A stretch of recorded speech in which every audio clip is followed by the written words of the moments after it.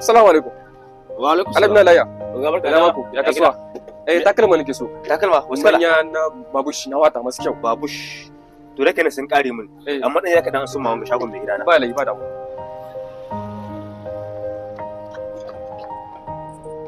Assalamu alaikum. Wa alaikum salam. Kai barka. Alhaji Jamilu. Da dama a kasuwa. Allah ya. Ta Allah babush kin nake sani ta koya. Babush. Ba matsala. Taki masu kai so da Allah uga. Ga su malami. Abba jira da Allah dawo. Da dama ina son magana da kai. Kana ji? Kayan nan da kake ba ta da kyau.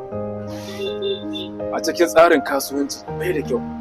Kun samu ilimi wurin malamai na kasuwanci haramun. Yanzu abin da ke da koyi Jamilu.